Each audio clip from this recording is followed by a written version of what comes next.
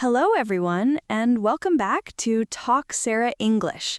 I'm Sarah, and I'm so happy you decided to spend some time learning English with us today.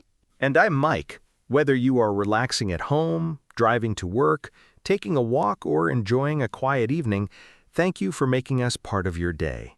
Today, we are going to talk about something that can completely change your life, even though many people do not notice it at first. Our topic today is self-discipline, and we will explore it through a natural conversation using English that is comfortable for B1 to B2 learners. As always, we want this conversation to sound natural. We're not here to give a lecture. We're simply two friends talking together. That means you will hear useful vocabulary, real examples, and ideas that you can also use in your own conversations. Remember, you do not need to understand every single word. Try to follow the general meaning and enjoy the rhythm of the conversation. Every episode is another opportunity for your brain to become more familiar with English. Before we begin, we have a simple question for you. Yes, think about this while you listen. What is one habit you wish you could do more consistently? Maybe you want to exercise more often. Maybe you want to study English every day. Maybe you want to wake up earlier. Or maybe you simply want to stop putting important things off until tomorrow. Whatever your answer is, today's conversation may help you think about it in a different way. Many people believe successful people have unlimited motivation. They imagine successful people waking up every morning full of energy and excitement. But real life usually looks very different. Even successful people have lazy days. Even successful people sometimes feel tired or distracted.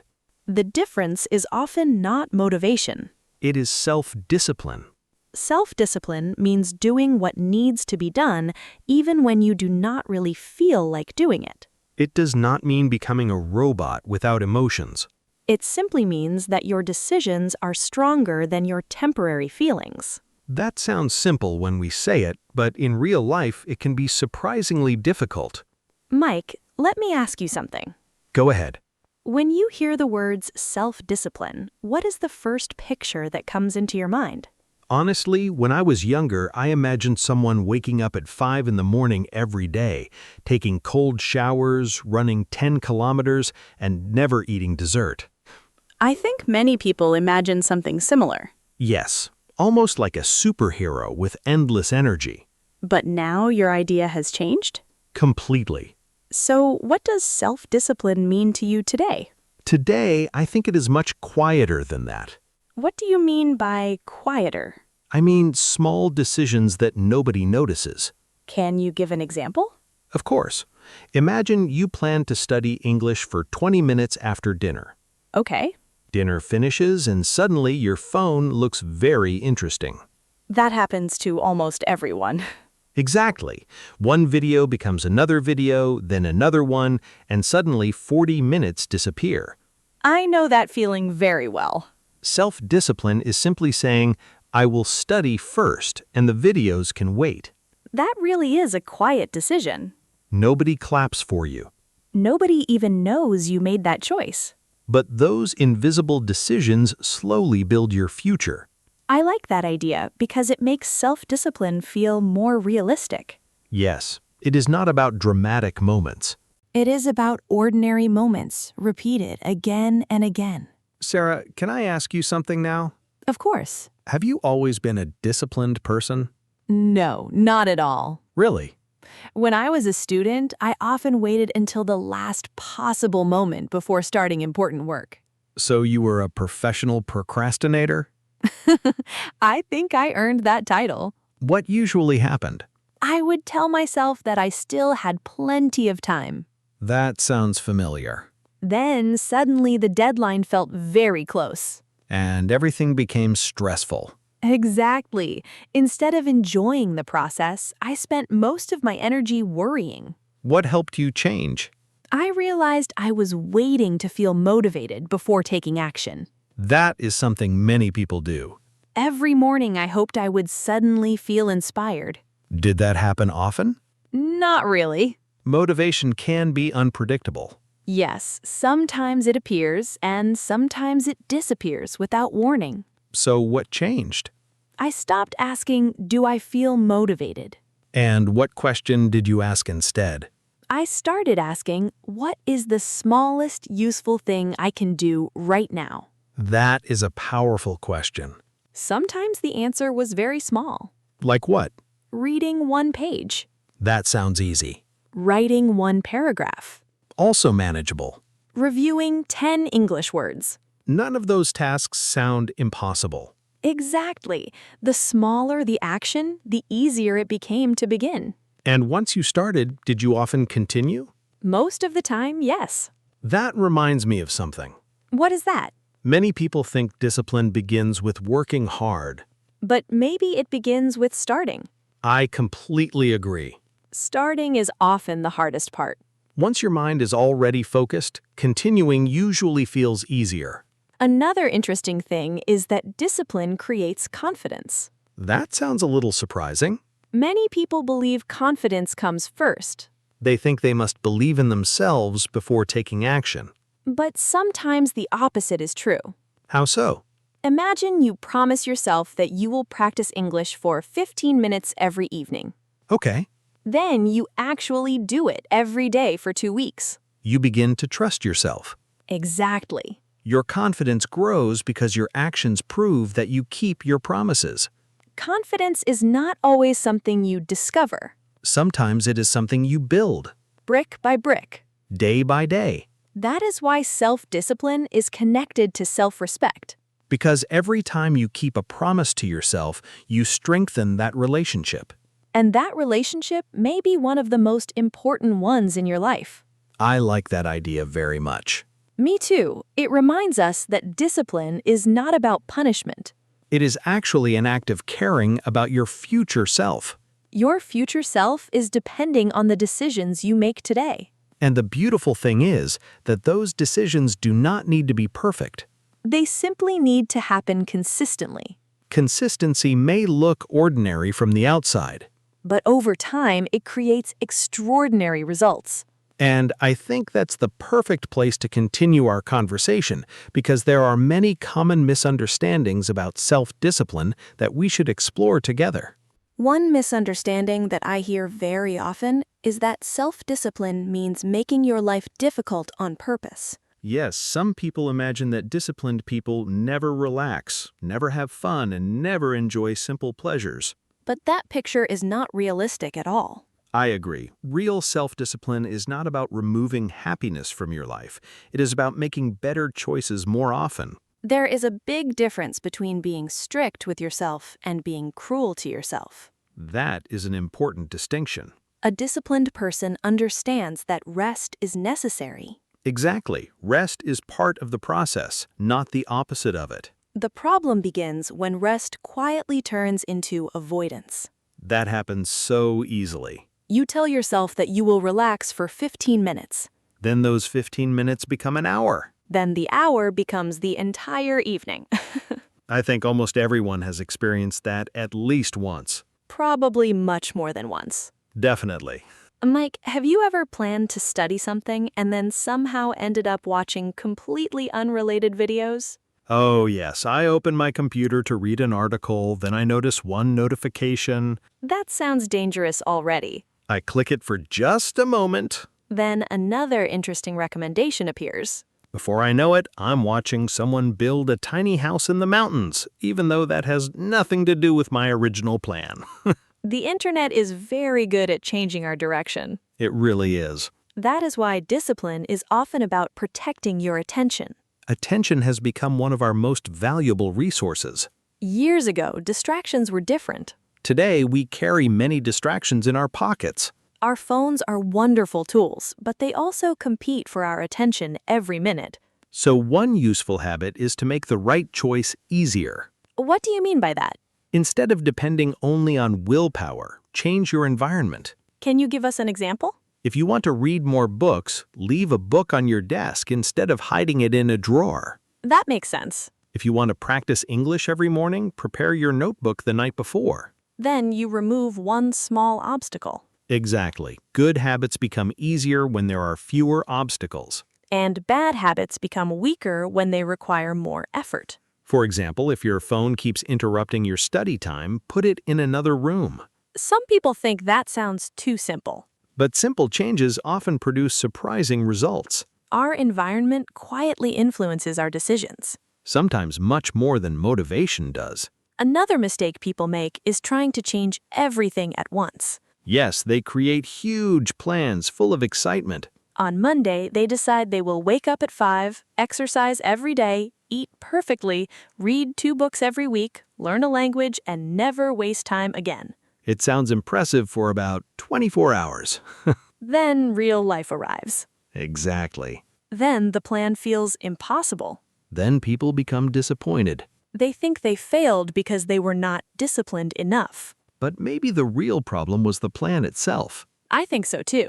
Small improvements usually last longer than dramatic changes. Imagine someone who never exercises. Okay? If they suddenly decide to train 2 hours every day, they may become exhausted after 1 week. But 10 or 15 minutes each day feels much more realistic. And realistic habits survive difficult days. That is an excellent point.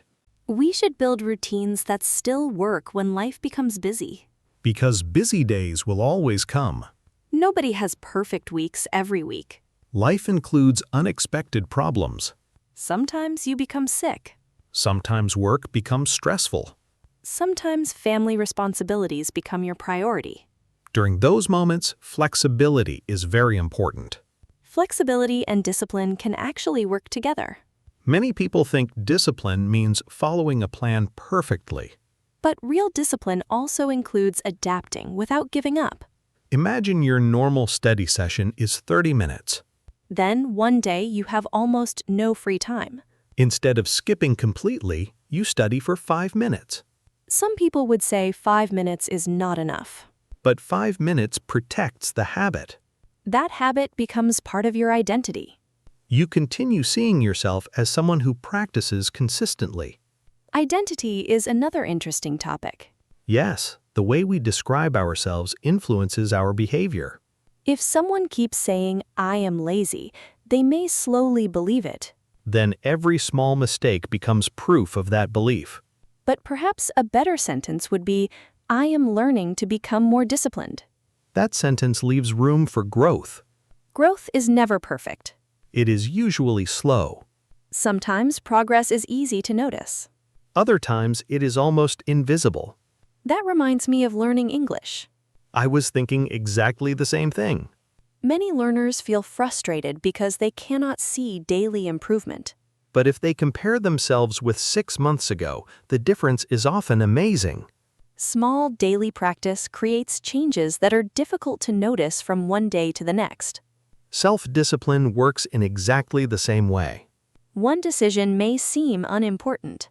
But hundreds of similar decisions create a completely different future.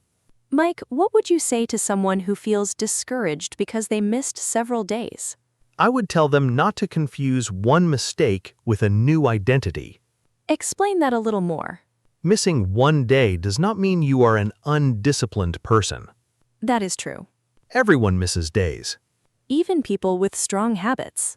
The important thing is returning instead of quitting. So instead of saying, "I failed," you simply say, "Today I begin again." Exactly. That sentence feels much lighter.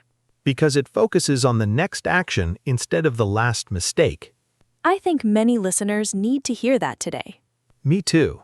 You do not lose all your progress because of one difficult week. Progress is much stronger than one temporary setback. Another thing that helps me is remembering my reason. Your reason gives meaning to your effort. When I remember why I started, discipline feels less like a burden. Because every small action connects to something important. Maybe your reason is your family. Maybe it is your career.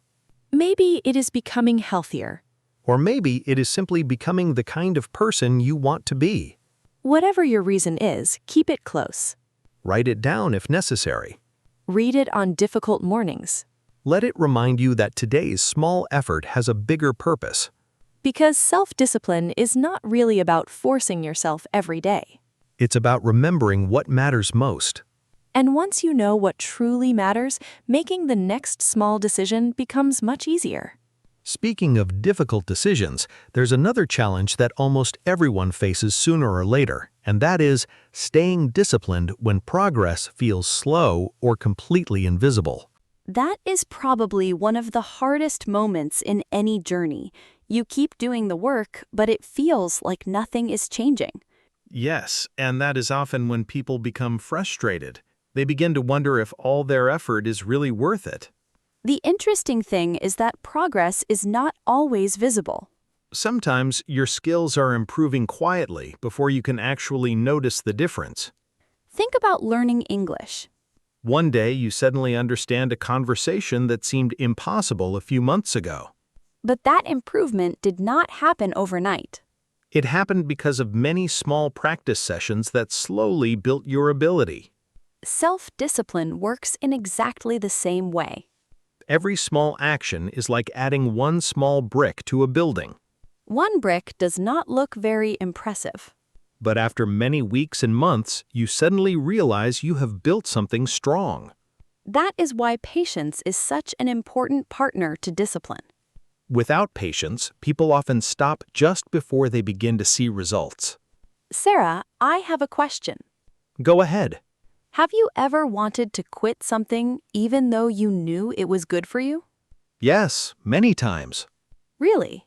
Of course, there were weeks when I felt tired and questioned whether my daily habits were making any difference. What helped you continue? I stopped measuring success only by results. What did you measure instead?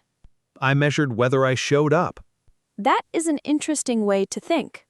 Every day I completed my small habit, I considered it a successful day. Even if the result was still invisible. Yes, because I knew results would eventually follow consistent action. I really like that perspective. It removes unnecessary pressure. Instead of asking, "Am I successful yet?" you ask, "Did I keep my promise today?" Exactly. That feels much healthier. It also makes discipline more sustainable. Another thing I have learned is that discipline becomes easier when you celebrate small victories. Many people forget to do that.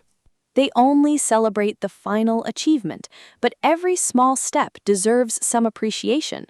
If you studied English every day this week, celebrate that consistency. If you finally started the project you had been delaying, celebrate that first step. These moments remind your brain that progress feels rewarding. And that encourages you to continue. Let's review some useful vocabulary from today's conversation. Great idea. The first word is self-discipline. Self-discipline means controlling your actions and continuing to do what is important even when you do not feel like doing it. Another useful word is consistent. Consistent means doing something regularly over a long period of time. We also used the word obstacle. An obstacle is something that makes progress more difficult. Another important word is identity. Identity is the way you see yourself and describe who you are. We also talked about patience. Patience means staying calm while waiting for progress or results. Another useful word is setback. A setback is a temporary problem or difficulty that slows your progress. Finally, we used the word sustainable. Sustainable means something you can continue doing for a long time without becoming exhausted. Here is a simple challenge for you. Choose one of those words and create your own sentence in English. It does not have to be perfect. The important thing is to practice using real English in your own life. Before we finish, we want you to think about one final question. Ask yourself, what is one small action that my future self will thank me for? Maybe it is reading 5 pages today. Maybe it is practicing English for 15 minutes. Maybe it is going to bed a little earlier tonight. Whatever your answer is, remember that small actions repeated consistently become powerful habits. You do not need to change your entire life in one day. You only need to make one good decision and then another tomorrow. Self-discipline is not about being perfect. It is about continuing even after imperfect days. Every time you choose your long-term goal over a short-term distraction, you become a little stronger. And those quiet moments eventually become the story of your success. If you enjoyed today's conversation, we would love to hear from you. Tell us in the comments, I'm your name from your country, and one habit I want to build is... Your comment is a wonderful way to practice English while also making a promise to yourself. We truly enjoy reading your messages, and they inspire us to create more conversations like this. Thank you for spending your time with us today and for allowing us to be part of your English learning journey. Keep learning, keep growing, and remember that every small step you take today is building a stronger tomorrow. Take care of yourself, believe in your progress, and never underestimate the power of consistent action. We'll see you in the next episode of Talk Sara English. Goodbye, everyone. Goodbye, everyone. Keep practicing, keep smiling, and remember, your future is shaped by the small choices you make every single day. See you next time.